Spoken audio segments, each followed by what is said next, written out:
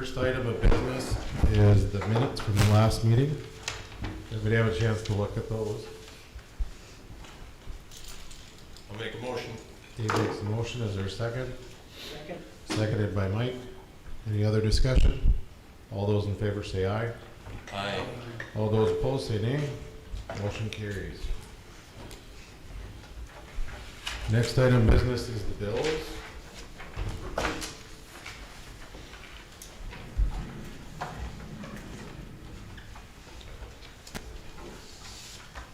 Is there any questions? If not, do I have a motion to approve? So moved.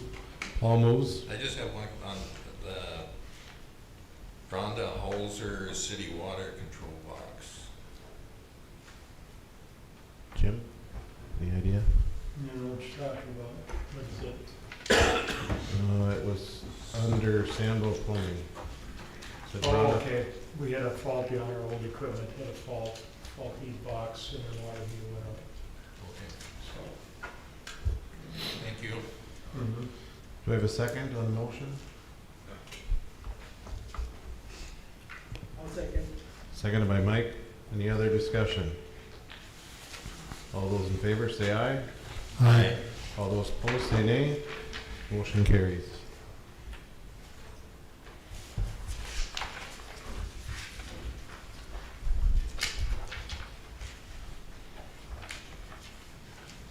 Next item is the monthly disconnects.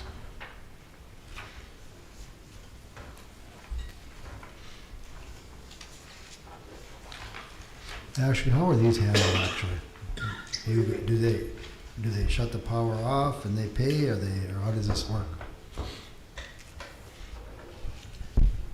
So everybody on this got late notices and they got a letter stating that they will be shut off, and there is a date in that letter. I don't have the letters with me, so I think it's like 10 days after they get after we send it out or something. 29th. There we go. If it's not paid by November 29th by 10 a.m., they will be shut off. Most of them come in and pay. Some we do have to shut off, and then most of them, if they get shut off, they'll come in and pay, but then they have to pay the reconnect fee.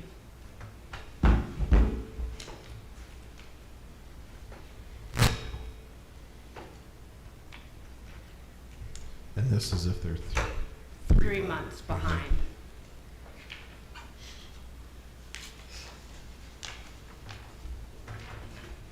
Thank you. Yep.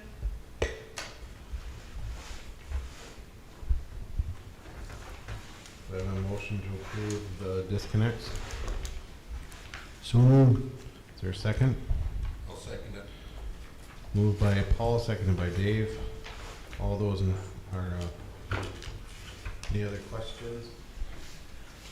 Nicole? Yes. Paul? Yes. Mike? Yes. Dave? Yes. And a yes for me. Motion carries.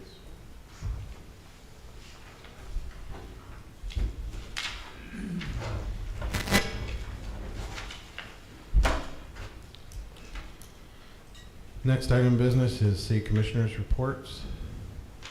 Start with Paul. Okay, on electrical, I don't have anything. Beautification, we didn't meet this month. There probably won't be much beautification being done in the next few months. HEDC, we just came from a meeting there. They are working on some grants to help with demo some properties in town, and also help with some business structure repairs that may be done, whether it be concrete work, windows, doors. They're looking at some grants that might help businesses with those. And also for looking at grants for infrastructure repairs, if they have something that comes up unsuspectedly, a furnace quits or a water line breaks or something like that, something more on that lines, that if they have an unexpected repair, that they would have a grant available for those businesses to help deal with those. So that's all I have. I don't know if you maybe mention it on the economic development side too. We have a Grow Hillsboro event coming up. It's I look at all of that as being economic development, but I'll let Levi expand on that if he wants more. Okay. Nicole? I have nothing this week. Dave? Nothing that's other than what's on the schedule. Mike? So, planning and zoning met last week, and you asked us to look at time period on building permits that were not issued. We decided that $1,000 a day in our code book is too much. We wanted to change it to $100 a day. And then for the time period, we want to suggest that a 10-day time period, once the building permit is sent to them, then we can move ahead with $100 a day. But we would need a resolution to change that. We'd have to do a new ordinance revisal to change that. So we'd have to have 2 readings of it. I don't have the ordinance in front of me, but I'd almost look into it and see if I didn't change it already so we could change it by resolution. I think that's what the. The language that's what I already read might say, in can we here. change by resolution? I changed a lot of the stuff to make it easier so we don't have to use the ordinances, Okay. because a lot of it can just be changed by resolution. So I'd look into it to see, but if you want, I don't have it in front of me, so Okay. but I can try. I can give you a few minutes. Commissioners' thoughts on that? So this is for when they don't have a permit? If they don't get a A permit? Yeah. Okay. I And think what was the 10-day? The 10-day? Well, if they don't get a permit, then we usually send out a Okay. building permit to them, and they have 10 days to Okay. respond to that. I think 1,000's extreme. I think 100 sounds More reasonable. more reasonable. And I don't know that it says up to $1,000 per day, if I remember. I think it says up to $1,000 per day, or does it? If convicted. Right, so it's not our.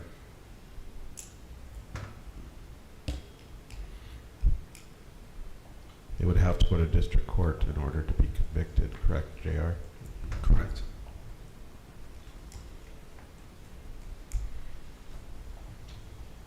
It's not something we have to do tonight, but Right. that's what we came up with, so.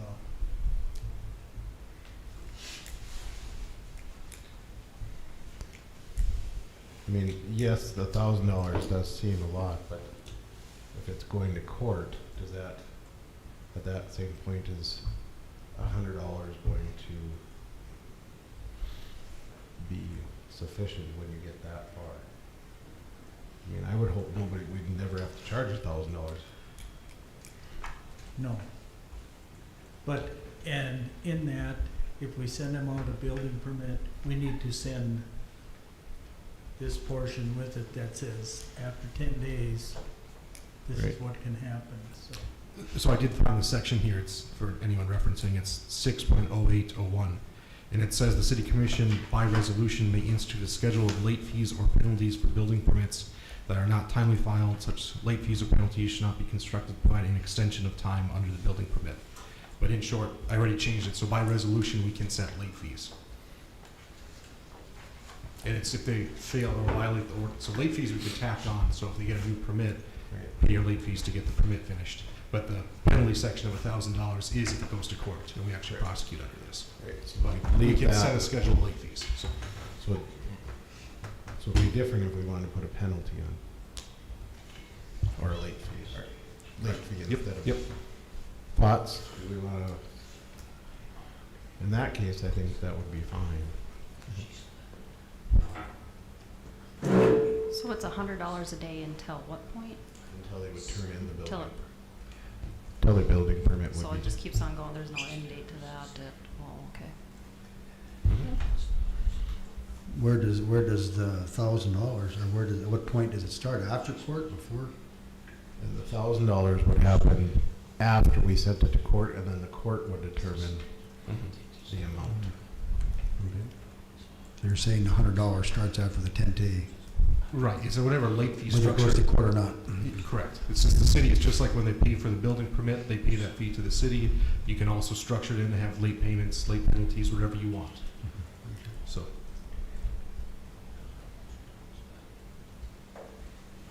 And they, the P and Z had recommended $100 per day. Yep, yep, yep. After 10 days. After those first 10 After days. we send them a permit, then 10 days start, so. Does that seem, not that we'd sign off on it tonight, but at least if we can move forward, that Yep. we can, JR, or somebody can draft that, the late fee schedule up for Ashley, just so that we can have it finalized for tomorrow, or for tomorrow, for the next meeting. So $100 per day, and then do we want to have a point where we say it's going to go to, we'll send it to court? Is that in there? it's up to you guys. It's up to us. Technically, they're in Would that breach be after with the 10 start. days then? Well, I would assume the way that we set it up is, or my thinking would be, the first building permit would go out for 10 days. If it's not turned in after that 10 days, then we'd have to send another notice out that says you are accruing $100 per day until the building permit is turned in. Is there anything there about when, or is it up to our discretion when it's, Completely your discretion. And then I would say we'd give them another 10 days. Definitely structure it with notice periods, but yes. And then it goes to court. And then after those 10 days, we could go to court, because that's, we're at least giving 2 notices then. Sounds okay to me. So 2 notices, 10 days apart.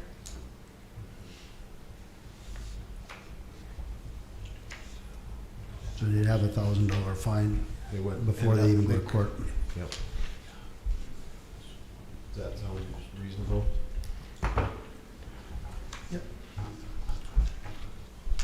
I think it's out there. If the public has concerns, they'll have to come next meeting or talk to one of us if they have concerns about Right, it. exactly. Is in a couple weeks.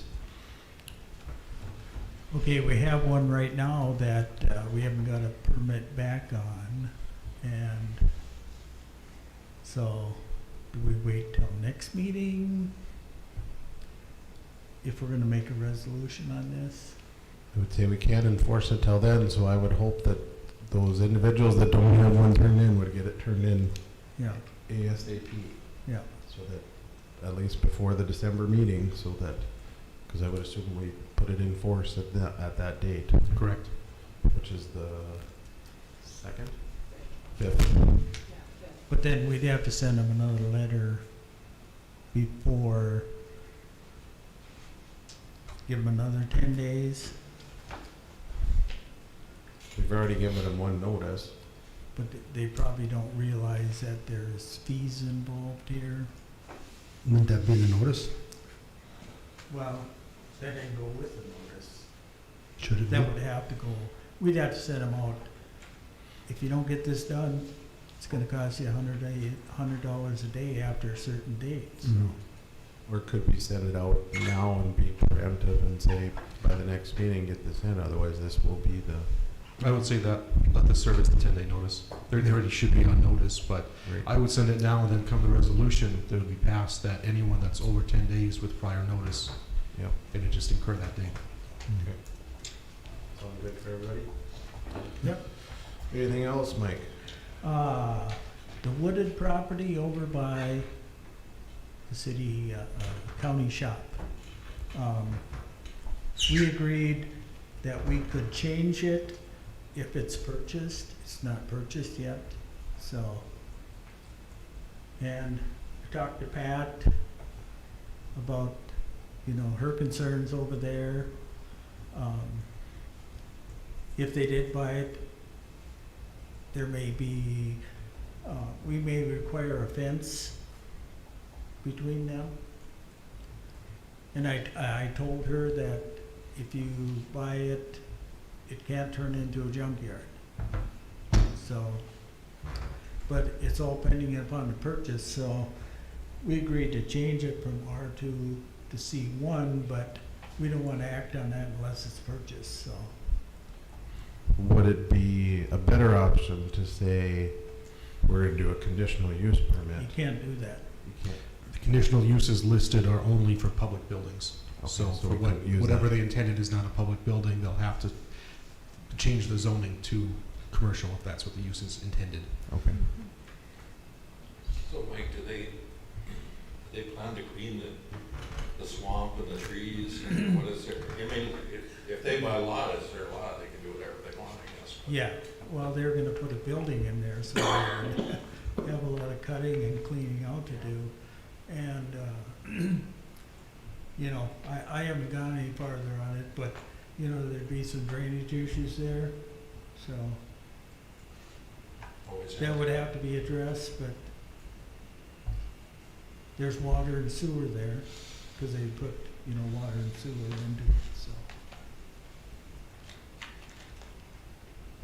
But it's kind of one, you gotta wait and see, so, but that's what's up right now. And with that, can we put conditional uses on it then after the fact? So it'll change the zoning of it, because right now it's R2, but whatever we change the zoning of, after it goes through the full zoning process, it'd have to meet our current ordinances for allowed uses then. If it goes to a C1, which is our commercial, then it's basically any commercial property can go there. And there's, if you read you'd have to kind of look at them to see what's built into each one, C, Right. C1, C2. I know we have industrial as well, but it depends on kind of what their idea is. If we wanted to limit it any more than that, we'd have to either amend the ordinance or make some type of agreement.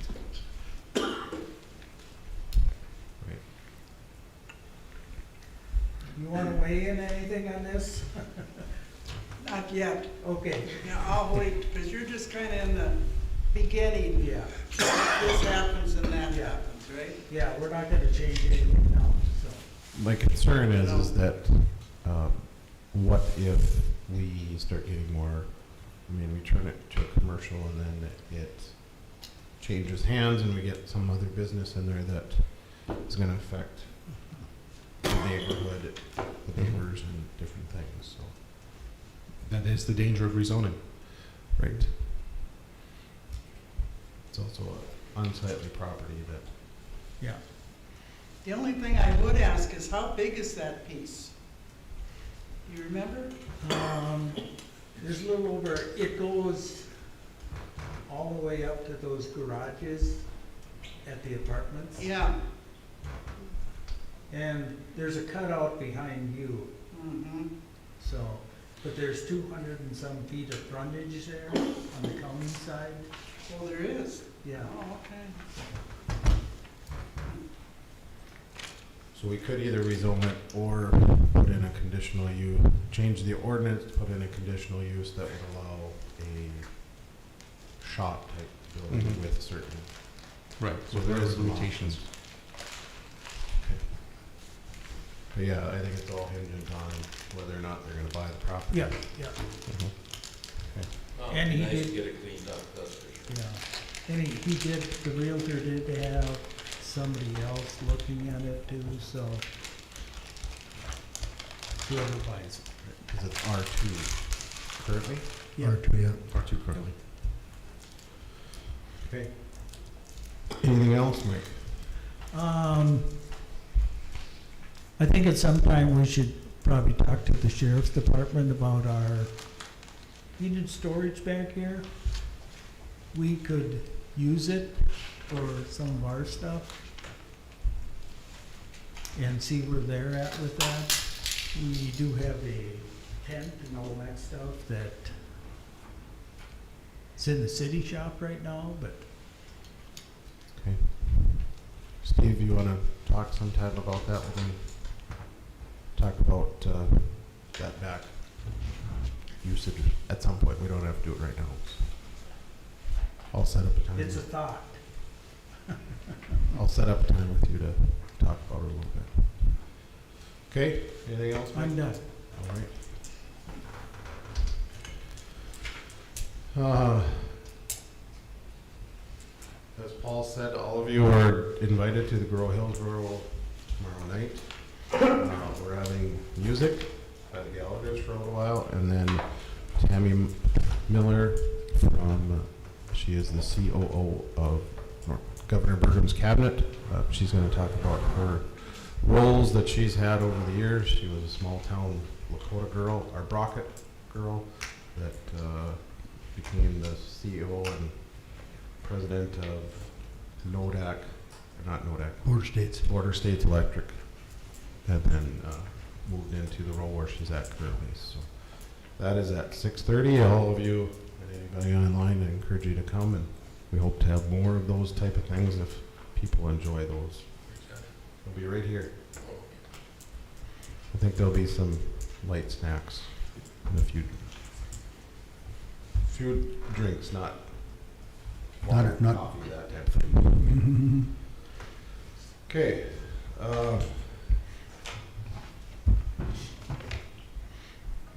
The budget, we are getting a little bit closer. It is taking Ashley and I a lot to get this. I keep asking for things and she keeps working on it, so. I can tell you that just looking at things, we have a lot of information that we need to look at and decide. Our electrical, I finally got that somewhat understanding and figured it out. Our estimate right now is that we'll be about 250,000 in the expenditures over revenue this year, which will put us at about 100,000, and I think that's about what's in the account. Currently, it's about 100,000 left in that account. Next year, we may have to look at slight rate increases. I think with the new system we're getting in, that should help with our demand charges. I would hope right now, currently about 50% of our electrical rates are demand charges. So, on average, it looks like we're paying about 6 cents a kilowatt, and we're selling for 7.5 cents. And for commercial, and then residential's at 8.2 cents.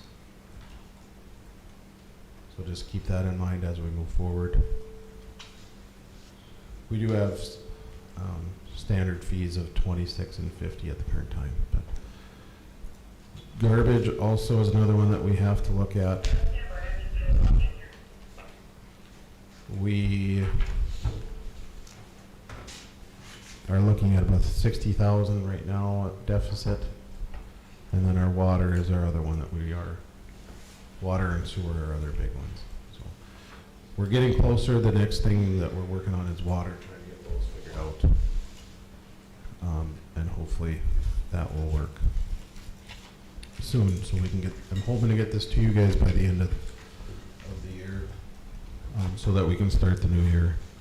With it, I'm still waiting also on Jim to give me some idea and plans what they want to do for next year as far as projects, so that we make sure we try to get those in there as best we can and budget where we can.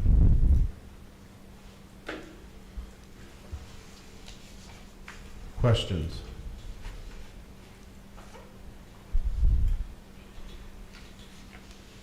We will get there, I promise.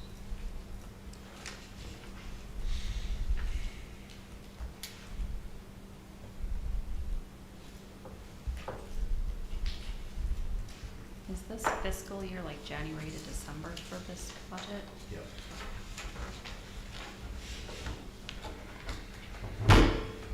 And this doesn't, I mean, when we look at this budget, it doesn't give you a true value of what's actually in the account, so. At the end of the month, I'll actually send out our actual revenue statement, so you can see what each line item actually has in the account. Because this is just this year's expenditures, not what we've had in the past. Okay. Questions on that? Anything else on that from you guys?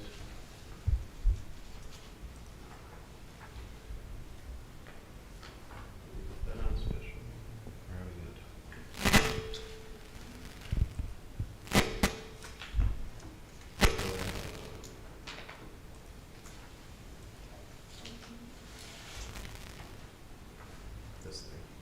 You want to, I just need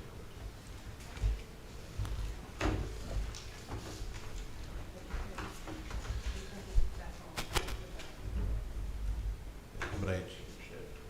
The one that I wanted to send you. So if we are good, the last thing I have is and I emailed it to all of you, is that calendar magnet that we had talked about a while back to get done. I made a few changes based on what information I got back.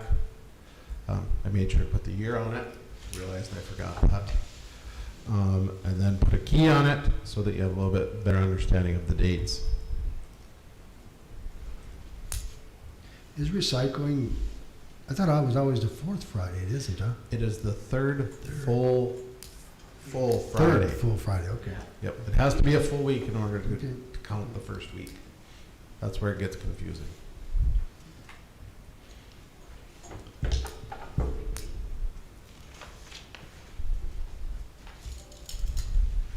And I didn't put everything in, I did as best I could to try to keep it as. Question, Paul? Well, you said the third full Friday, you said? Third, Friday of the third full week, so like. Oh, okay, got it, Third okay. full week. Got Yeah, it. does that make sense? So like, the first didn't was hear on the a full week part, Tuesday, yeah, the first was on a Tuesday this month, and so that week doesn't count. Got it. So the first full week would have been the following. From Monday, not Sunday. So does this calendar go out online? Does it get mailed out? Like, where does Our this thought go? was, so when we approved this a while back, it was to, number one, get that emergency number out. That way the sheriff's department isn't getting, dispatch isn't getting all those calls. Hopefully that people would realize if there's an outage, that they would call that number to make sure that we know. And then secondly was to help with the recycling, but the hope was to get that number out, was the biggest thing.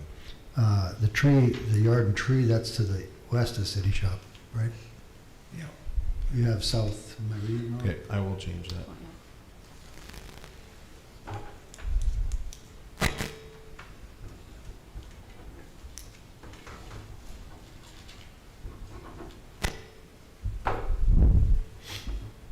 And then the last thing was just for approval as to which way you would like to go with them. There's two bids in there. One is out of Fargo and one is from the Banner. Is that in your email? It's in the And the packet. first one. So the Banner, Corey said it will be about $1 to $1.25 per magnet, and that was, I was figuring at $1,000 of them. And they would be a 5 by 8, or they'd fit in those half-size manila that we sent out the surveys with. And we went also Sir Speedy out of Fargo. They said it would be $5.16. 78 for 1,000, or about 555. So this was budgeted for this project, or? We didn't. We approved. We had approved doing this because I said I could try to get it under $1 a piece.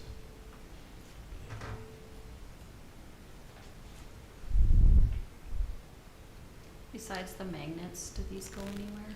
I'm just thinking of things like QR codes, because I'm kind of a geek that way. I could save it on my phone if I QR coded it to someplace, if I lost the magnet or anything. Well, I think we can put it on the website in different places. So if you'd like to proceed, just let me know, or take a motion which route you want to go and how many for sure we want to do. We have 900.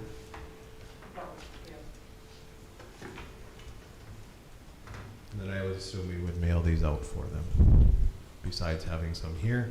So I don't know if you'd wanted more, so that we have some more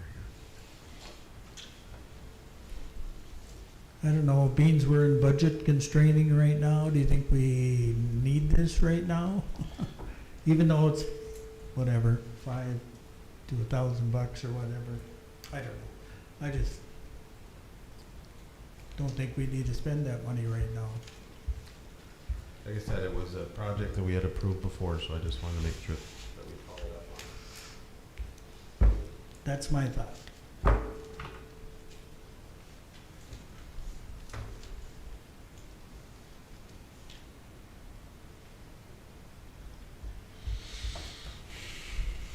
Anybody else? How much is this project gonna cost? With mailings, it would probably be about $750 if we went with the lowest bid. Otherwise, it would be 15. 1,500 Correct. total? Total. I kinda leaning in the direction of Mike there, but 1,500.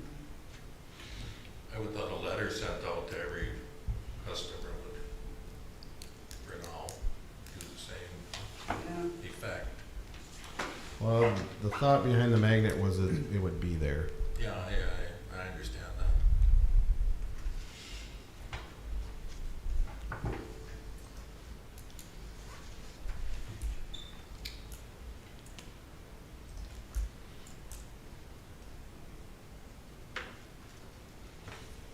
I don't know, I think it'd kind of be handy for people to have that on the refrigerator. It's, I know it's money, but, you know, I'm just looking, I know that a lot of people are always wondering when recycling is. That was the reason it was brought up initially, but, it's just how much people would use it, I guess. I know if you sent me a letter, it'd go in the garbage the next day. It wouldn't go in my refrigerator, whereas a magnet might, so. Well, a magnet would, let's put it that way, so.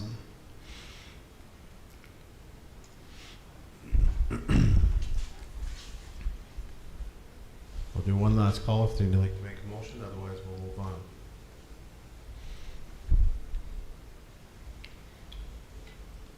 So what was the banner again? Banner was, he said $1 to Oh, $1.25 a piece.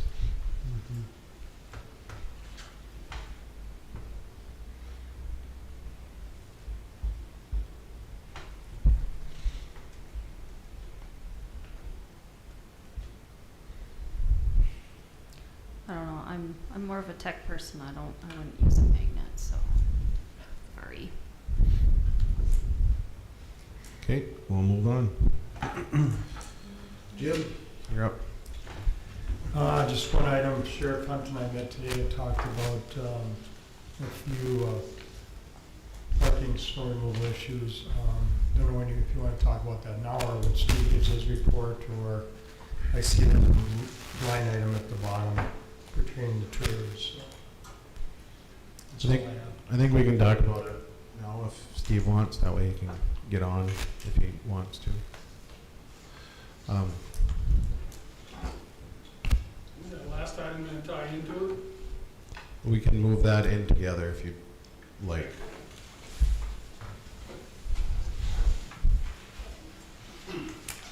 Well, I know this has been brought up a few times. The biggest thing is how are we going to move forward on this, and that's, I'd ask both Jim and Steve to kind of come up with a plan of how we can make this attack and how, you know, how we're gonna move forward on this. Our ordinance are there, it's just a matter of fact, how are we gonna enforce it and who's gonna do it and that sort of thing, and whatever. Steve brought up some good issues on the ordinance. We need to, I'm assuming, look at that and get that taken care of before we even start rolling with anything. So I sat down, I pulled up the ordinances online, printed off what you had as far as parking. I think some of that might have been sent out to you today for you to take a look at. First one I'm going to direct you to is the 9.1410. stopping parking overnight and 24-hour limitations. Most of it's pretty clear-cut and basic, but I guess one of the things that I wanted to suggest is changing that 24 hours to a 48-hour.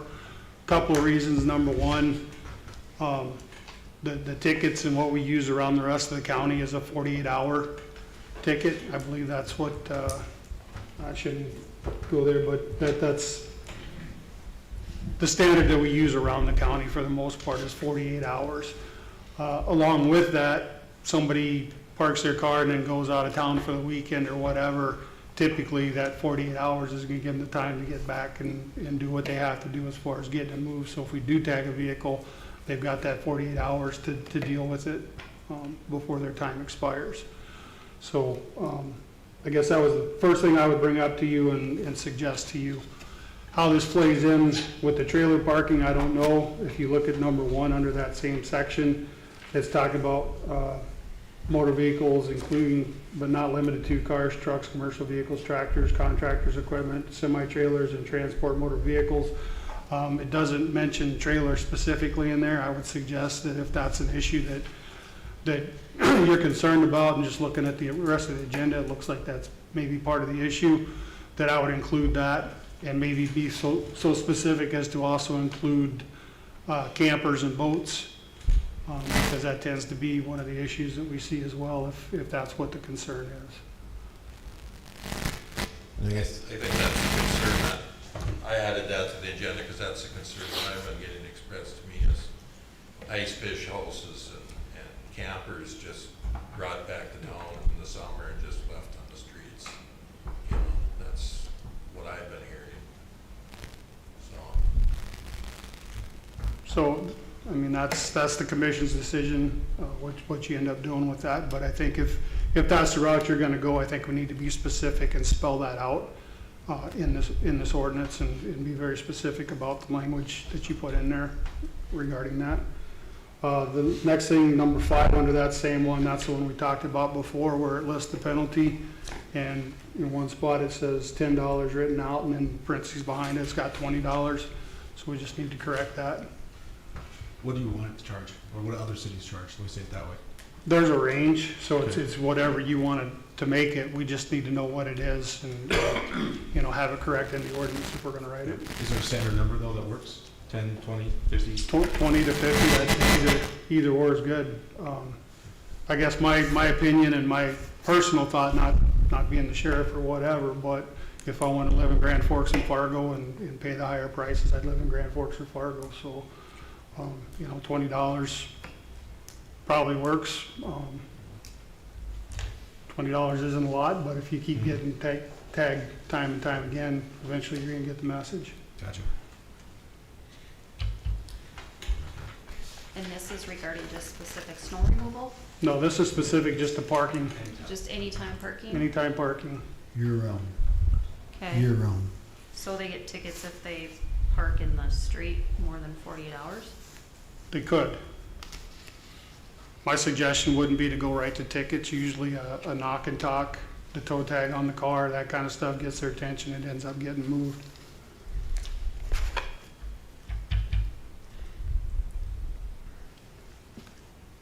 I gotta look and see if it's in here.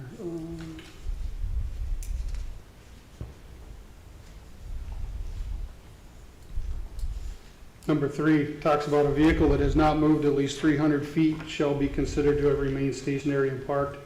In enforcing of the above parking limitations, I think that needs to be more specific as well. If I get in my car and drive up to Miller's and buy a gallon of milk and come back home, I moved 300 feet. I just parked it in the same spot again. So, do you want that to say have moved, or do you want that to say parked at least 300 feet away? How specific are you gonna get with this? And, we pay attention when we're out there driving, but sometimes it's hard to tell whether somebody's got in their car and moved it or, just parked in the same spot again. If I lived right here in town, I'd probably park in the same spot day after day after day, I'm driving this vehicle. So it's up to what it is you're trying to accomplish here, what you want done.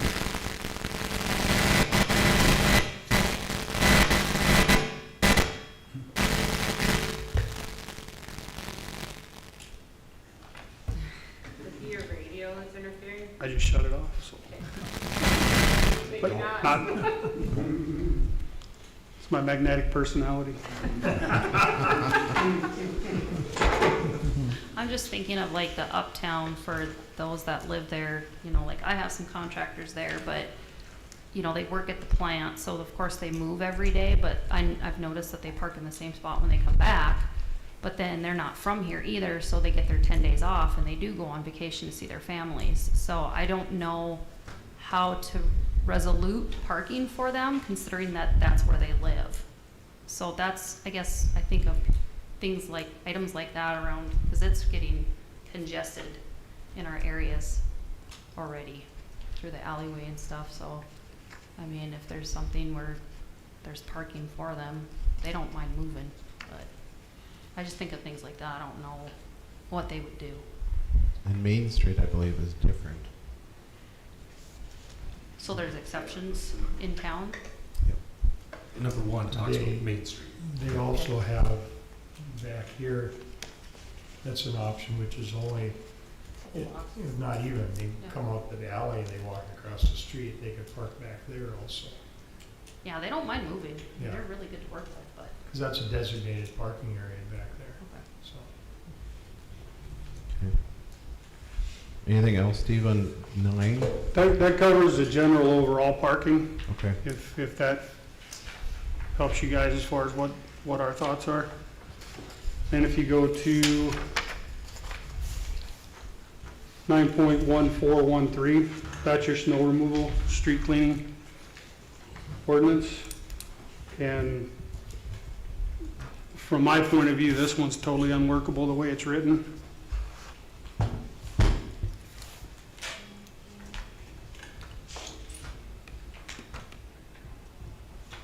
I don't know what you're gonna consider giving notice. I've never seen any signs posted as far as we're gonna be cleaning these streets or we're gonna be doing this. And I don't know how big of a problem this is, but Jim and I had that conversation and you know, I think you give an overall, you know, time constrained cars should be moved within 24 hours after a snowstorm to allow for street cleaning, something like that. And then you can get into semantics, well, when's 24 hours after the storm, you know, when exactly is that? But that gives them a pretty good general idea. They need to move it when the snow quits flying to give the street cleaning. Excuse me. But as Jim and I talked, you know, for that first full 24 hours afterwards, they're busy as all get out dealing with the snow removal and just getting the streets opened up. And my people are all busy pulling cars out of ditches and handling crashes and that kind of stuff. So neither one of us really have time to be out there tagging cars that didn't move for snow removal. If they can't go out and move their car, blade right by it, fill it in, it's there till they dig it out, whatever the case is. But, you know, the next, you know, day after the storm, the next couple of days, 3 days, whatever, then we can go around and start tagging these vehicles and giving people the idea, hey, you need to get this moved so we can get out there and get the snow cleaned up in front of your place. If you want the snow cleaned, you gotta move your car. We talked about the tags that my office puts on these cars, and usually that gets a pretty good reaction. When we put a tag on a car, they'll get out there and get it moved fairly quickly. But we also talked about maybe making up some tags for the city street guys that they could put on cars as well if they have an issue. Wouldn't be the exact same tags we do, but some brightly orange colored like we stick on there. And it could be something to the effect of Hillsboro Public Works is asking you to move your car so we can clean the snow in front of your property or whatever the case is, and that gives them the same idea. And then also, at the same time, without having to spend a lot of time out dealing with these cars, his guys can call us right from the equipment they're in, say, you know, just call dispatch and say, we put a tag on a car right here, car, you know, needs to get moved so we can clean snow. We'll keep a master list in our office, and then when we're out the next couple of days after the storm, we can work on doing knock and talks with people, saying, hey, we need you to move your car, get it out of the way. If that doesn't get the results, then you can work on towing cars, and that leads into the next topic. How aggressive do you want to get with yanking cars and impounds and that kind of stuff? And that's, again, a question for this commission. What do you want to see done? I'm sure we can get a company that can do it, probably not a local one, so we're probably looking at somebody out of Fargo to come up here and impound these cars. And then it's up to the people to get down there and get their car back out of impound, whatever it's gonna cost them to do it. And I guarantee you it's not cheap when you go that route. Without having the discussions with them, I don't know if there would be any kind of a fee towards the city. I would tend to believe probably not. I think it'd be more on the car owners to foot the bill for that. There's a new, not brand new, but fairly new process for the tow truck drivers or the company owners, that they go get a car. If people don't come and get it out of impound, they have a way to send notification to those owners, and then after so much time, the vehicle becomes theirs. And they can dispose of it how they want, and that's how they recoup their costs. It's up to, like I said, the commission to decide what you want and how aggressive you want to get with this. How big a problem is it, Jim? Cars parked for, usually they get moved, or? They usually get moved. There's some chronic ones, it's the same thing, you know, every year. And there's those that'll move it, that is clean, then they'll park them right back there. But you're constantly going around them, but I think we talked about how 90% of the people move them after they realize they need to get them moved. There's always just a few out there that you gotta keep hammering on, so.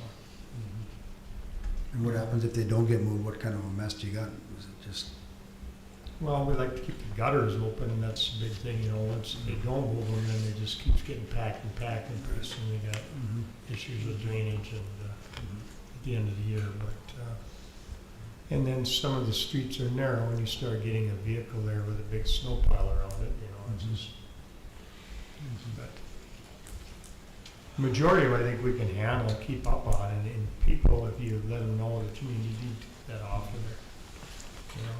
Personal opinion, a knock and talk will go a long ways with Yeah. most of the people.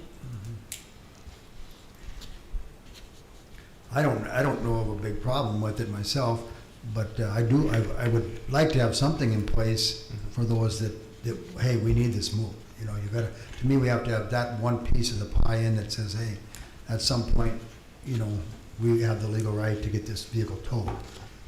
If it's getting to where there's enough snow on it, where it's getting to block the street, or a neighbor's, they're parked in front of a neighbor's house, you know, and they want their parking back or something like that. I think we need to have something in place for those instances. Now, if you want to block the street in front of your house, you know, I guess it's not bothering the neighbor or somebody else, it's not a huge thing to me, but it might be to somebody else. But I think we still have to have something in place on JR's side there that says if we do have to pull the trigger and say, hey, we've knocked on the door here enough, and you're not even making an attempt to move this, and we need it moved, we have to have something in place for that. So, Like I said, clearly, if we're putting our tags on them, or the city's tagging them, we've got our master list in the office, we know the dates and the times when these vehicles were tagged. We've still got a 48-hour ordinance that we can fall back on, so, you know, we're good there if we've got that chronic individual that's not doing it. And if you've got a snow pile around your car from 2 or 3 different snowfalls, and you still haven't moved your car, it's pretty clear. Right. So at that point, we can definitely do that, and I think that's something that Jim and my office can work fairly closely on and say, hey, they're not getting it, we need to yank this one or whatever. I think we can clearly That's do what we that. need is to pull a few of them, and I think the word will get around it, you know. well, I think putting tags on them after 40, you know, whatever, at some point, you're gonna know this is enough, put a tag on them, or do the knock first, and if they wanna do something about it, that's great, otherwise, hey, tag it, and eventually it's gonna get towed, and like Jim said, you know, they'll figure it out. Like I said, for the snow removal in and of itself, I think if we give them that 24 hours after a snowfall to get it moved, and then after that 24 hours, we start tagging, Right. and they still don't get it moved, then I think it's gonna be very clear to both of us that it needs to go and we can deal with it. But like I said, in the meantime, we'll try to do the knock and talk, get it moved that way, but then when we have that chronic problem, then we just deal with it. Could we instead of saying 24 hours after a snowstorm, could you say 24 hours from the time that it's tagged? So that would serve as your notice. So if Jim put on a tag and it now has 24 hours to move it, that would be your notice on that vehicle? I don't know if you even have to say the 24 hours, but I'm saying it's probably gonna be 24 hours before we get to the point where we got time to go around and start If that- tagging them. Yeah, if that. Right, no, but I'm saying it's, whenever that tag puts on, the tag is put on, whether it's 24 hours, 48 hours, whatever, that is the notification, and you have 24 hours from the time that that tag's put on. Well, essentially, that's what the tag is saying. Right. But if that was the ordinance instead of this, would that work better? Or would that fit? I think so. I actually did look at some other cities and their samples. I've actually seen Fargo, or is it West Fargo, change the rule that you can, as the mayor, can declare a snow emergency and then everyone has to clear their cars just by his proclamation. Other cities have it that if there's 3 inches of snowfall, they have 6 hours to move their cars, or they can be ticketed, fined, or told. They don't have to take them. It's just simple and it is logical. I mean, there's pretty common sense they should be off the streets for snow cleaning, but we can definitely put in whatever we want. The only reason I say that is somebody gonna say, well, when was the end of the snowfall? And now there's a second snowfall, so that's where if you have very clear cut. Yeah. For the ones that maybe are chronic, I mean, do you ever run into issues where they haven't moved it just because it doesn't start, or they have no one to move it? Like, I'm just thinking of, Well, that's definitely come up. you know, Yep. what do you do in situations like that? Just still slap Well, it and that's part of the issue too. I mean, and why we say 40, life happens, right? Right. People, maybe they're sick for a couple of days and they can't go outside or whatever the case is. But you also have to have something in place to deal with it and something that's workable for all of us, so. That's where the knocking on the door and trying that first, because now you know, okay, well, they're sick, or they're not even around, they might be gone on vacation for a week. Well, if you didn't make arrangements and you're gone for a week, and it snows the day you're gone, well, if you didn't tell your neighbor or the city or somebody that you're gonna be gone, or now they come back from your vacation, your car is towed, and you didn't even, you know. Yeah, I think in the wintertime and vacation, they're pretty good about probably removing it from the street, don't they? You would think. Yeah. Because you know that it's probably gonna snow when you're on vacation Yeah. anyway. So, And if you have that policy and enforce it, people will know that, so they would prepare for leaving for vacation. They'll say, well, we gotta get our car off the street, we need to put it someplace. I think it's a lot about education, at least up front here, we gotta do some, you know, Facebook or whatever it might be, city website, you know, emphasizing what it is, and people get it. If they don't, they'll get their car towed, and then they'll get it. So, with this one, JR, is this an ordinance change or is this a resolution? This is an ordinance change. Okay. So I can come up and draft something, or I can work with Steve to see what's something that's workable, and then present it at the next commission meeting. Well, I think most of it is, Steve talked about or covered, is, so those few changes, that I'm sure you got Yep, those. I have those. Does everybody agree that it should be changed to 48 hours on the overnight or the limitation? Yes. Okay. And then adding in campers, boats, et cetera? Yep. Okay, the campers is gonna be tough. It'd be very tough.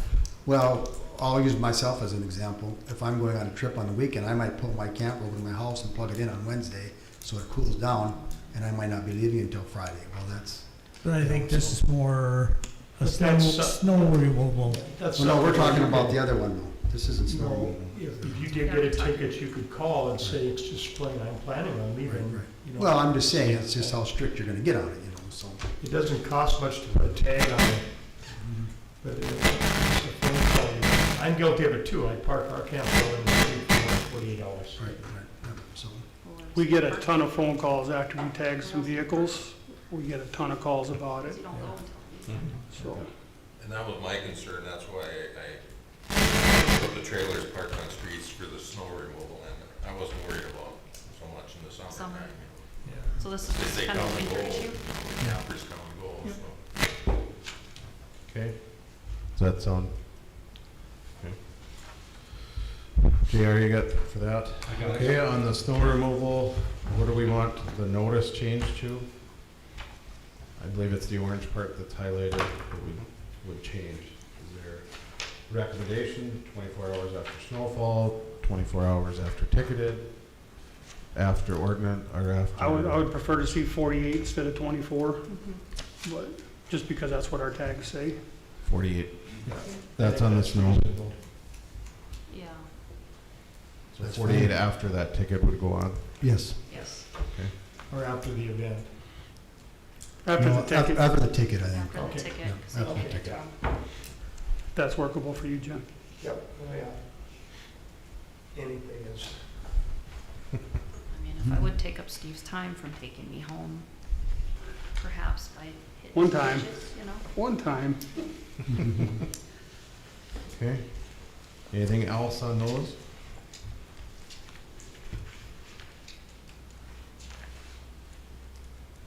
Does that sound reasonable to everybody, or if we want to add in that if there's a snow event, we can call a snow emergency by someone, so that send out a notification and that helps for that large snow event? Or do we want to leave it as this? I don't know how you're gonna send out a notification to everybody. We don't have any way to do that, do we? Well, I think you send it out over our normal communication aspects.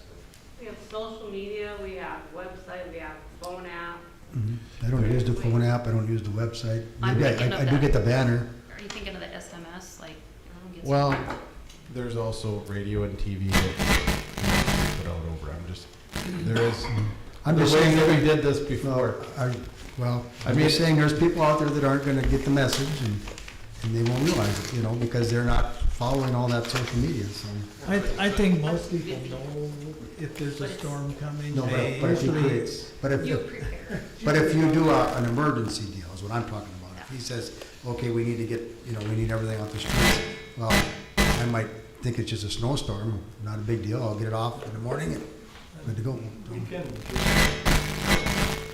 do the way we're talking about doing it. Mhm. I mean, we can get tags out there, whether it's a 2-inch snow or if it's a Yeah. 20-inch snow, Yeah, I guess. I just want to make sure before we, Mhm. I don't want to try to come back and revisit this again next year. I'd like to be done with this year.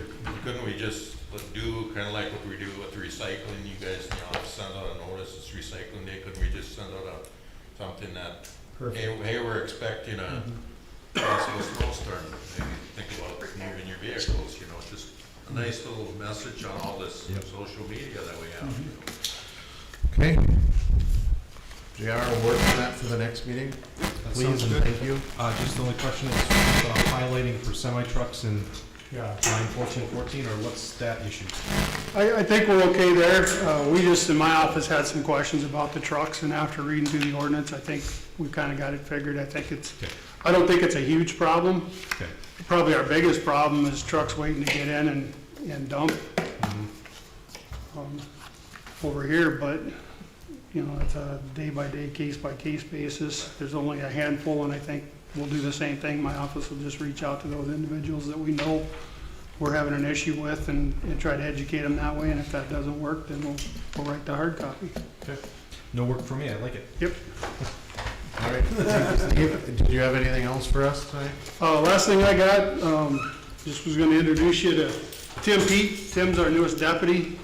He onboarded about 3 weeks ago with us, and he's coming out of South Dakota. Worked down there for a number of years as an officer, so we're getting him up and going. Right after Thanksgiving, he goes out to Bismarck. He's got to do the 2-week criminal law, traffic law for North Dakota, and then write our post test, and then he'll hopefully be about ready to go on his own. So we're looking forward to be fully staffed again and enjoying the reprieve. Welcome. Glad to meet you. Where's home? You just calling? Isabel's up, Mayville? but we're living up in the Air Force Base right now. Oh, okay. And where's South Dakota home? Isabel, we're about an hour and a half south of Bismarck. Hour and a half south of Bismarck? Yeah, Okay. You say Isabel? yes. Does that bring back memories or something? Yeah, from the summer, I blew a tire on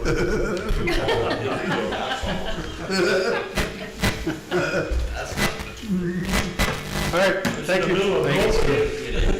All right, JR, do you have anything? Ashley? Nothing. I'm not gonna break that 13-minute record, I'm sorry. I'm sorry. That's right. All right, no new items on the BC as we move forward.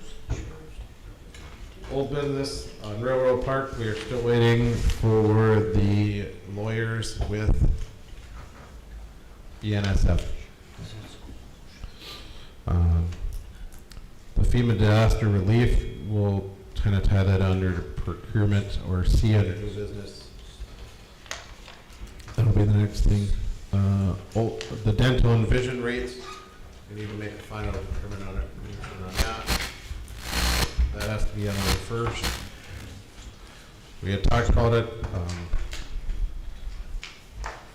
We just need to approve or disapprove which we want to go with the recommendations that were made, or we can stay with the current policy that we have. You had asked to table that, was there any particular reason? Just because I was over far away on the phone, but I personally I used to do insurance, and I think it's well within, advisement that, not this year, but moving forward to, have this stuff quoted with a few other companies too, because there are some more coming out, and they're very comparable, and that would probably could give an opportunity to have more for less premium. Right. What time of the year should they do that? If their renewal is coming up in December, it's probably best to do it sometime in August of next year. But And I did look, at least on our health insurance side, there was a brand new program that came out last year, but they had closed the open enrollment period. And that is schools, counties had formed a new group, so we can look at that next year, but yeah. Yeah. So that's why I wanted to table it. Okay. it's kind of late at this Yeah. point. Yeah. But it's something that we need to. I think it's something that we need to put on the calendar and look at it for next year. Too late this year, but I think next year look at different options. And I think if there's people out there that have something they like or community or whatever they know of, let Ashley know, and then she can look into it. So Right, because our just the FYI, our premiums are about 22,700 for family. With insurance, all insurance, I think it's 2270 for family and 9,700 total for single policy. So there is some. But I'd have to double check. I don't know that off the top of my head. so all them insurance You haven't been agents will working be on the calling. budget enough, apparently. I worked on it earlier. Actually, all these insurance agents will call you tomorrow now because they saw this. Probably. Thank you for that. And we are through the state on our ND PERS. ND-PERS.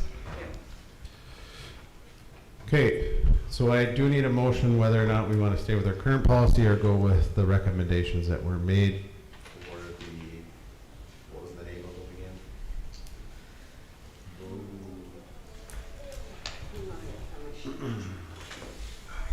Dental first?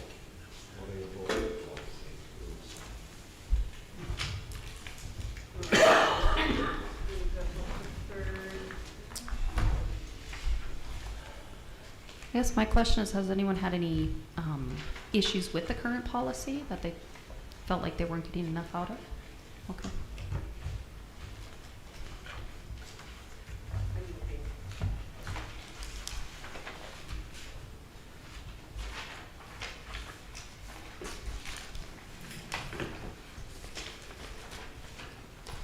So the proposed was the, and this one you didn't put the name on it. The vision would be Blue Vision Premium, which would change our premium by $200 total. And the proposed on the dental was Blue Dental. Blue Dental Preferred, which would drop our premium by almost 1,000. So it would be a wash overall.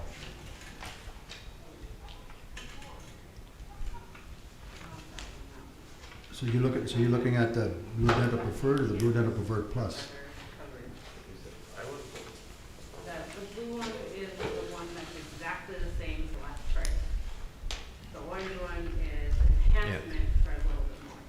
And that's what the group light wants, the one, the enhanced plus, or preferred plus.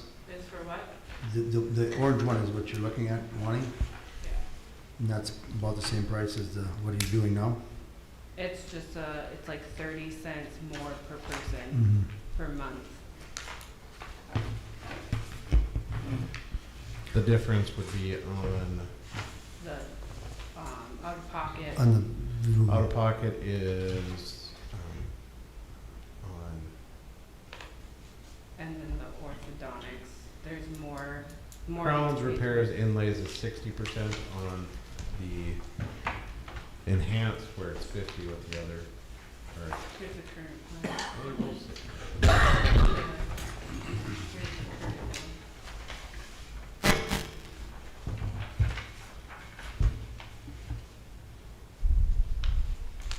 so the difference is on the enhanced,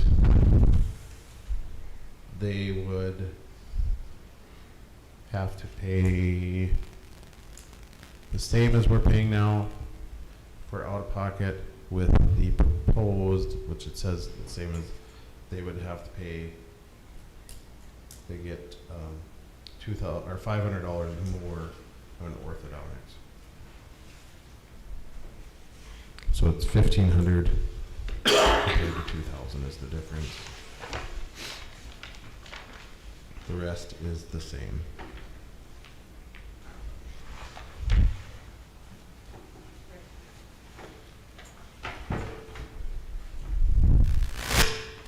so you're looking at Blue Vision Premium and Blue Dental Preferred Plus Enhanced, right?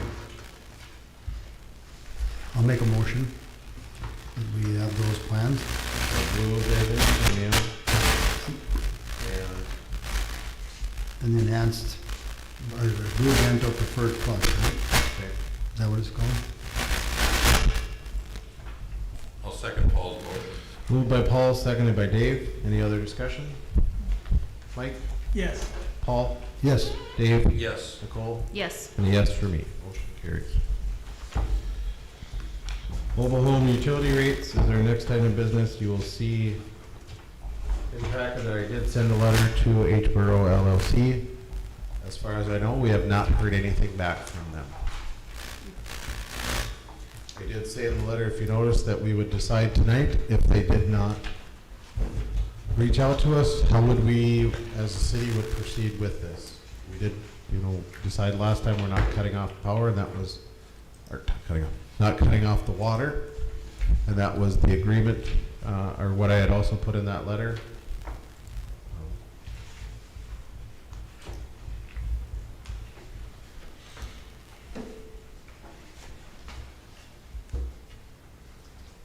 We gotta move ahead. Yep. So, I mean, they are close to 12,000. And so our next way, or we have several ways that we can move forward. One is not until next year, would be to put it on the tax rolls, which would be our last option. And I think we have to have that done by August, September. Yep, August. August, in order to do that. How many times do we keep doing that? Which 3 times, and then if it's not paid, then it becomes, We don't want that. Did you say there was more than one way, or that was? I mean, there is other options that we can go forward. I mean, we can go through the legal procedures, we can go through collections. Collections, we're not gonna get the full amount back out of it. What do you think? Jarrett? What do you recommend? I mean, it's up to you guys. It's within the small claims amount, so you could work and pursue them that way yourselves, turn it over to collections and get, I'm not sure what percentage they work at anymore. But those are the quicker routes and probably more direct. I would definitely send probably at least one more letter saying that we're looking at turning this over to collections, please pay now. Because it seems that always have paid at the last minute for these items. The other option, as you said, is to wait until it goes onto the tax rolls next year, but that bill will get quite substantial, I would say, if we wait until that time. Can we put in there that it has to be paid in full instead of tantalizing us with payments? Right, I mean, that's what it comes down to, it's just letting them know that we're gonna turn this over to collections, and that might spur payment. And that is what I did put in the letter, is that it needed to be paid in full to move forward and forget about all the things in the past and let's move forward.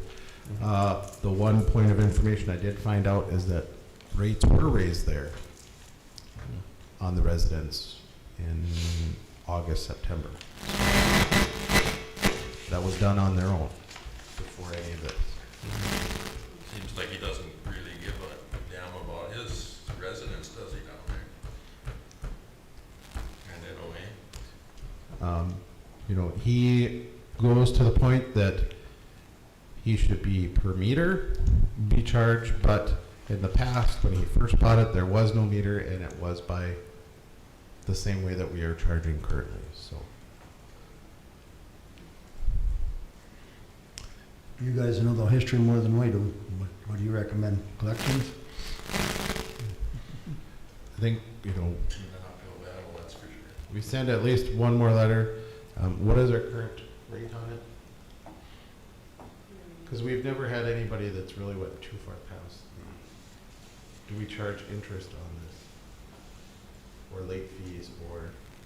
I know when I first started here, Julie did send somebody to collections, but I'd have to, she only did that once, and so I'm not. No, I meant as far as what is our late? Do we have a late fee? Oh, percent- yes, he does, And percentage? not in percentage, there's like I can't remember what the base fee is. Julie does the utility bills, I've never had to add the fees, but I can find out tomorrow. I think that's another thing that we could set by resolution tonight to, You could, to move forward or push that a little bit. I'm trying to see He if, does get late fees. He has been getting the late fees. That's one thing he wants off of there.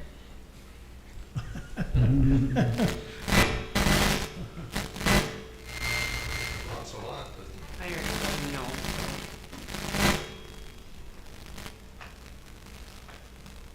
but it's costing us money when it sits out there, so, I mean, is it a policy that goes to this one, it goes to the others that, I mean, we are at $28,000 in disconnects that have, bills that have not been paid and that are late. Plus, there's other funds that are still behind that aren't on this list. Well, I'll make a motion that we send it to collections, whatever that requires. I don't see why you need to give them anything off, because we're gonna be taking a hit probably on collections anyways. Is there Yeah, s- they do take a portion. But you wanna definitely send a letter with that, send a letter saying that it will be, you know, maybe you might give them that week or whatever, and then it will be sent to collections. Does that sound right? yep, that's exactly what I would do, That's is a one motion. final demand letter, basically, if you don't respond in 10 days and pay, Yep. it's going to court. Okay. I'll second it. Moved by Paul, seconded by Dave. Is there any other discussion on that? So it'd be one final letter and then goes to collections. Any other discussion? Nicole? Yes. Dave? Yes. Paul? Yes. Mike? Yes. And a yes for me. Motion carried. Next item is special assessment committee. We're still looking. I did reach out to one of the new people that are out there. I haven't heard back if, whether or not, unless you have. No. Who reached out? We both did. Is that the map? No, it was the other. It actually came in the office when I.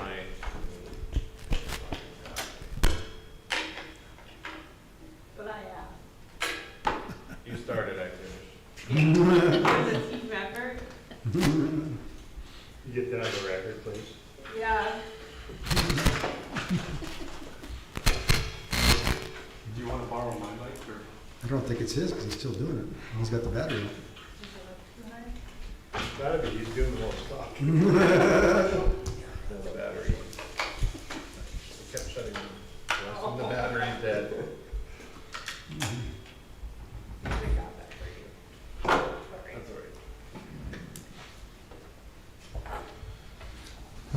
next item of business is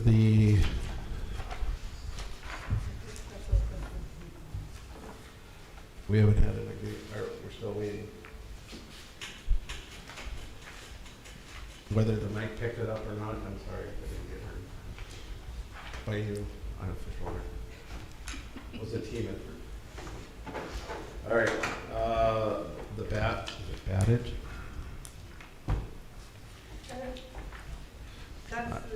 I'm trying to pronounce the last name, I'm not. Paddock Green, I apologize if I'm saying this wrong. The agreement with them, that would be, they're looking at terms for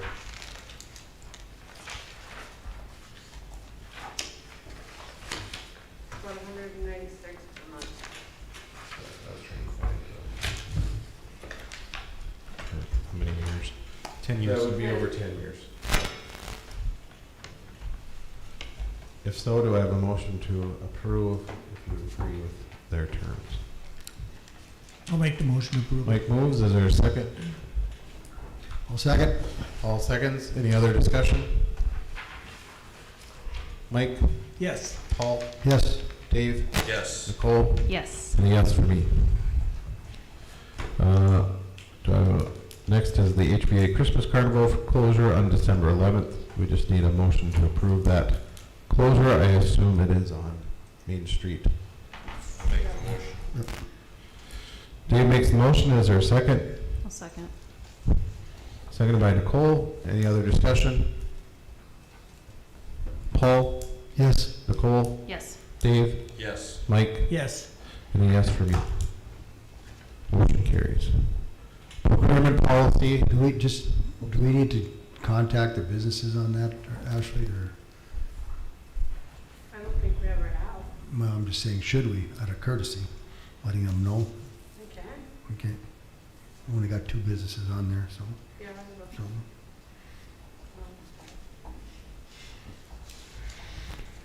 The 11th. It's a Sunday, so be one business that would be open. Yeah, we just want, I guess, to be open on Sunday. And they should work with Jim to get the proper closures.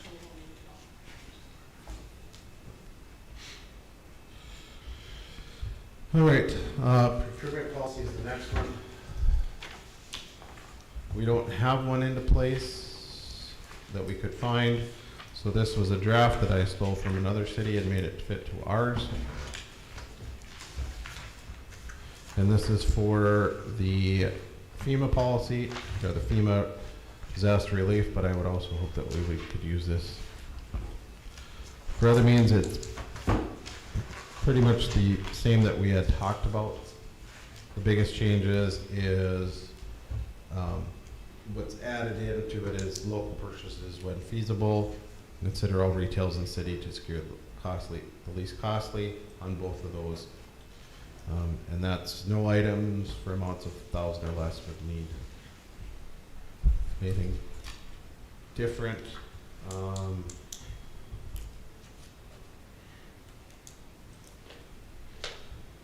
And that goes for if we're over budget, then the financial commissioner or the can give next approval for, say, if we were hitting the budget line item, we can give another 10,000 to get through if needed. From 1,000 to 10,000, same thing that we had talked about. We need to have at least one quote by verbal, phone, however. When we get to 10 to 50,000, that's when we ask to get 3 vendors.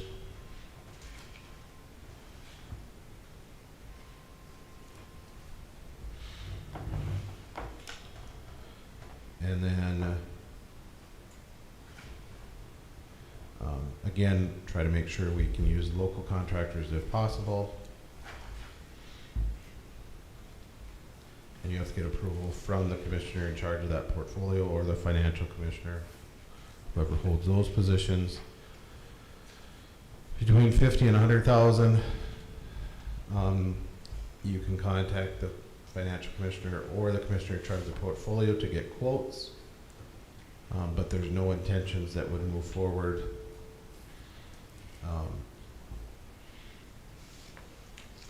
We have to have at least 3 quotes, and everything would have to be approved by the full commissioners. And anything that's over 100,000 would have to be through bid award. So we'd have to put it out on bids. This just kind of gives us a little bit more concrete instead of us trying to decide. In the past, well, what were we going to do here, what we're going to do there, if that kind of makes sense. Page 2. Go back up. Did we get copies of that, or? It was in the past. In your packet. Mine's not in the packet. Sorry. Wait, Do we have to move on this thing tonight, or not? What is it? I just need to get it to FEMA. We have 6 months, well, we have till, it's either January or February to get everything in right. So you can look We at can it. look at it till next meeting. But I do, and I'm also curious on how, some of the paperwork part of it as far as, tracking things, somewhat concerned about some of the bidding, if we have, if we even have enough locally in some cases to build some projects. And it doesn't say that you have to. Well, that's why I kind of want to peruse it a little bit more and how it would be implemented, how that would work. What's Jim's responsibilities, what's us commissioners, what's our responsibility? Exactly if something comes up, what are we supposed to, it kind of says there, but what exactly are we supposed to do? Is a text adequate enough? Is that going to be what we want, or do we want some kind of a formal written, Well, I think It just that's kind of what I'm trying to wrap my head around, exactly how it's going to be implemented. the first item is, whether it's Ashley or Jim or whoever, getting the approval from the commissioner if it's at that level. But then that commissioner would have to let Ashley or Julie know that this item is approved or not approved. And I believe that. So, I don't know why it's. would it make more sense if the email or text or whatever included Ashley in on that conversation? Rather than, But if it's not an email, that's where it's, if it's. yeah, Somebody calls and says, we have this issue. And it all depends because some of it's notification, some of it's not. We're right. trying to make this work so that there is a little bit, this, part of this, why we need this. If you look at our audit from 2019, there isn't a checks and balances, and it's a fraud thing. You really need to get into it. We always get So this is one of the things to help with that.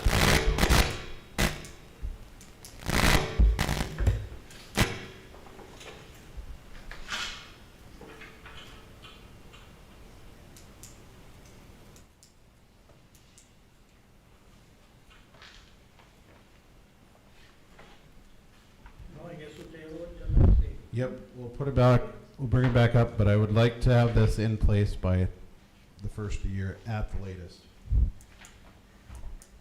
Okay. Next item of business is the pickup purchase that was temporarily was put in the budget, but it is over the 10,000 from what we had put in the budget. Jim, 30,000. what's that? 30,000. 30,000 over? 10,000. 10,000 over, yeah.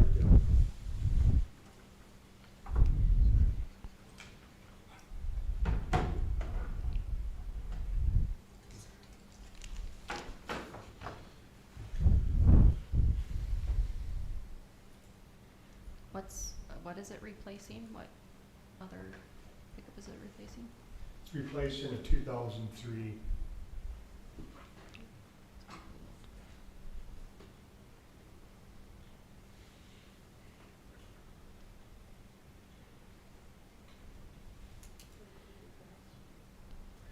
And we threw out that we'd kind of gone that route to get new pickups and state bids, and so I have no control over the numbers, that's where, what's a vehicle's cost now, so that's why That's all you guys know, so. On the pickups that we got now, what are the years of them? We have 2 newer vehicles that we bought on state bids. What years are they? You know, Chuck, I don't have a list of them.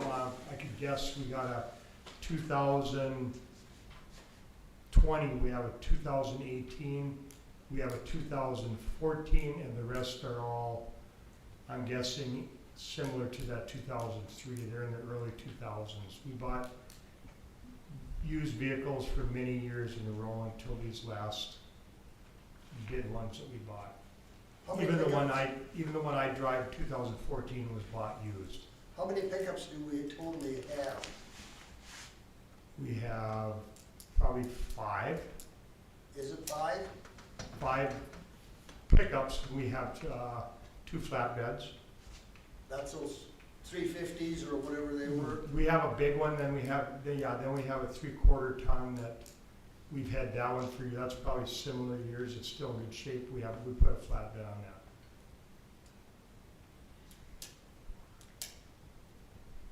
So it would be 5, I'm counting on 5 regular pickups.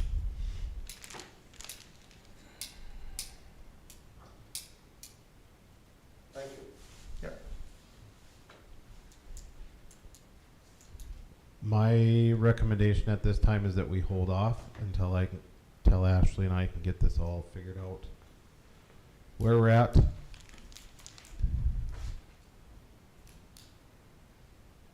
good with that. In the situation, I agree. Yeah, I think going forward, that we should get the finances side of it straightened out, so we really know where we're at, and then come back, revisit it again, and, yeah, I know it may go up, but I'd rather make sure we know where we're at financially before we say yes. When it comes to these types of things, do you just request them when it needs a new, like a replacement, a new one, or is there a rotation schedule on these things? We've really never had a rotation. It's when they fall apart, we look at a different vehicle, and we've added staff. Has it costed more money in maintenance by holding on to the old ones longer? Yes, I feel so, and that's the point where with that pickup is, we could probably put $5,000-8,000 into a 20-year-old pickup. I don't care, as long as if we need to keep it going, we'll do that. But, Well, that pickup was here when you first started as a road department. we bought that new when I was in 2003. I think we paid $17,000 for it. I mean, you can't hardly buy it. So we think we got our money's worth. It's just replacing it, yeah. Yeah, I agree, it's done the I job just, for I us, just, but we do have a lot of vehicles, but I've always liked the policy that if I need to send 5 guys 5 different directions, instead of having 2 of them ride together, and it's not necessary, I feel we can get more work done, so, Although you do have a lot of times 2 of them are riding together right now, yeah, especially in the summertime. yeah. I see it. And then we also have summer help that they occupy a vehicle a lot. Of course, in the wintertime, the pickups sit a lot, but, you know. What is the policy? Everybody at noon hour takes a pickup, city pickup, and then goes to lunch? They have that option, yes. Everybody does though, don't they? No. No, we have one that eats at the shop. Oh, okay. He lives in the country, he doesn't drive home, but, Because, you know, for a while here, there was people taking their kids to school in city pickups. yeah, and myself included, yeah. You're what I'm thinking about. Yeah. But anyway, that's a liability to the city. I don't understand how the city can run something that damn loose. What had happened, and it never did happen, thank God for Jim and the boy and anybody else in the city, but what would happen in a major accident? Who's gonna wind up paying for somebody that gets hurt? Can I ask you a question, Chuck? Go right ahead. So if you were stranded on the other side of town, and I stopped to pick you up and give you a ride home because it was 10 degrees below zero, should I just drive by and say, sorry, I can't let you ride in my pickup? that's fine with me. Is that I any don't different? expect the city to be a taxi. No, we're not. But you don't miss my point of what I said. In case of an accident, and I'm only in case of an accident, I don't care how many times you go out to Yep. Burger King with it, or wherever. In case of an accident, the city's got a humongous liability.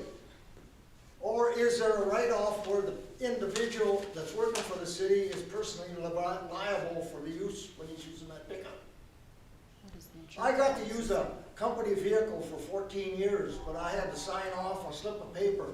Any accident I was involved in, my insurance company had to take care of it. We can look into that. I'm not sure on that, so. Somebody better check into it. There's liability here, guys. I don't know what you're thinking about. And what does the insurance policy say it covers? I don't know, we have to look at that also, so. I think it was, we looked at, there was an individual that was using city equipment too, some time ago. And we were concerned that he wasn't on the city payroll, No, and he that was could be using, liability. and I think John checked into it, and there wasn't really a problem with it. Okay. But I'll look into it again and make sure. Well, then you know. Or- Right. You know, Whether we need it, it's worth looking into, Chuck. JR and I will look into it and I'll find out for sure. You wanna check on volunteer help too. I mean, are they not allowed in to run a vehicle, so. Yep. Maybe they're doing something that isn't, not being paid for, so they're not on the payroll, so. I believe volunteers we had looked into last year. I thought they were covered. They were covered, because we were talking about that when we had an individual that was blowing snow. We know for sure that.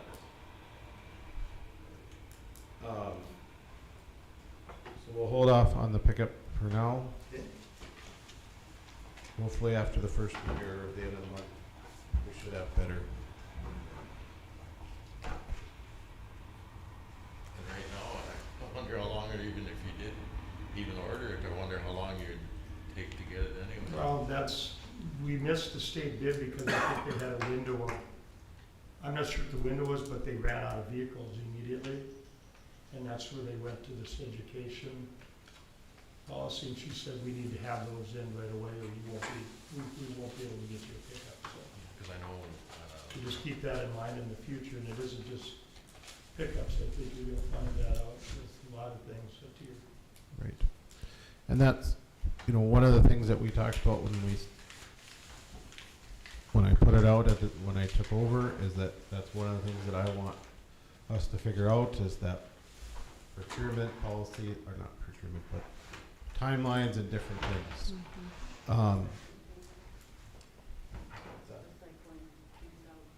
Right. The one thing I asked Ashley to check with, I haven't, and I was gonna bring this up and I totally forgot about it. I don't know if she's asked or not, but one of the things that we don't have is an inventory list, and we get dinged on that every time. But I would like approval to have our part-time person help get that list completed, if possible. And if that means going around and checking off equipment and getting them put in, that's one thing that we have to work on. I looked at our insurance list, and we're insuring things that we don't have anymore, so we need to get through that. I would love to spend time and get it done, but I don't have enough time in the day to get those things done. well, at the county, when they do an inventory of their equipment, the auditor would send down to each department head, like I ran the sign shop, so everything that had to do with the sign shop, I was to inventory that. Everybody inventoried the vehicles, culverts, it all got inventoried by, the employees, and then everything was just turned back into the auditors. Right, and that's what we do at the school, but it's a yearly thing, but we haven't done that. So this is a brand new, it's gonna take a lot of work to get this put together. I'm asking for some help to do that. If that is something that you guys would be willing to do, like I said, I'd have to find out if she's interested in doing that or not. Some of it is there, some of it is not. And so that's where it's gonna take a while. The other thing that I've asked Jim to try to help us get figured out is, what are those big projects that we need to plan for in the next year or two, so that we can put those into the budget as we move forward. Because I hope to have a clear picture of this is what we're saving. And Ashley and I have had talks about, we should know where we're at all times, that all of us should know where we're at. So we don't have to make a decision on that portion either tonight, but I want to throw it out there for you that those are the things that I'm looking at to try to get this all figured out and planned so that we can move forward. Because it's kind of disheartening every time I look at the budget. I think on the inventory side that we need to get that, this would be a good time to do it too, because you're gonna have down days when it's 20 blowout and nothing is, that you gotta go out. That'd be a good time to start, have maybe the part-time that's there now, get a list of what we have now and get that to Jim, and he can get it, because it's good for his guys and himself to know what's gone and what's, hey, whatever happened to this piece, and, and now, because they're busy in the summertime, in the wintertime is, you're probably gonna have a little more downtime. And I think that's something that's pretty important to have, an inventory of what you got there. Well, and even when we look at it, the fire department's on here, so we have to make sure we get that. I don't, Dave, you would know for sure, but I'm guessing a 50-foot, 1.5-inch hose is probably not $190 anymore. So, I mean, even replacement costs Right. are not where they need to be, and that's where we have to get a lot of things figured out.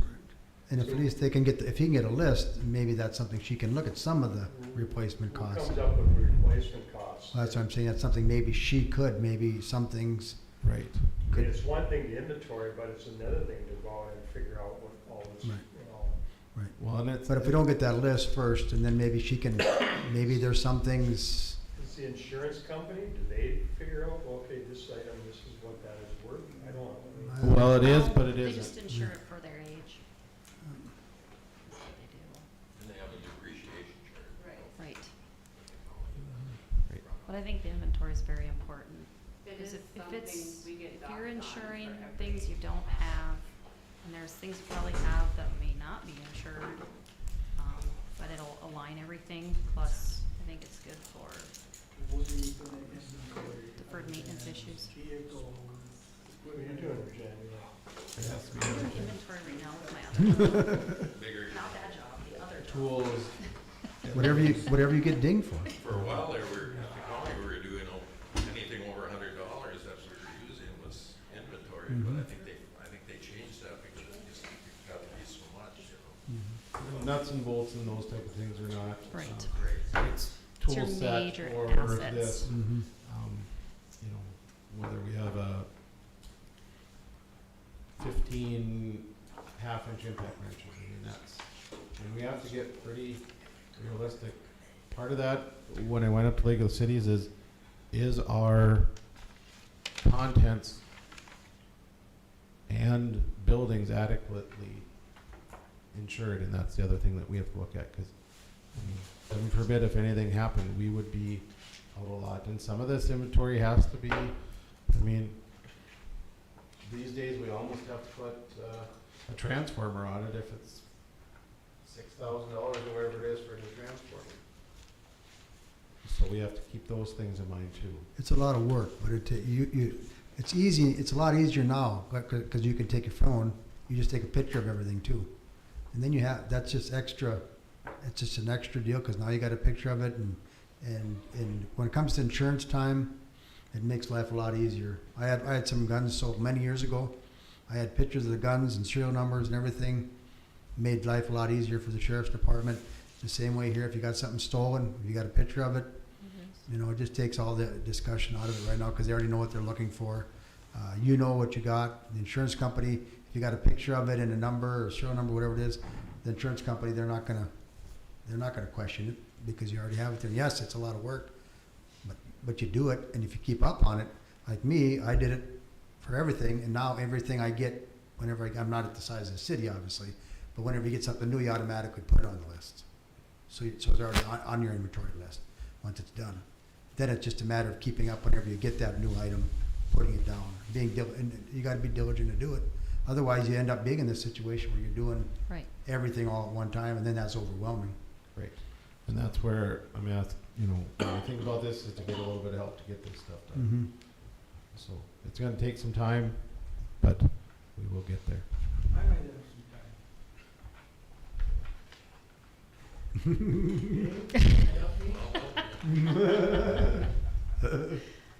Self-nomination there. You got two good volunteers. Heck, you'll be Sounds done in like a day.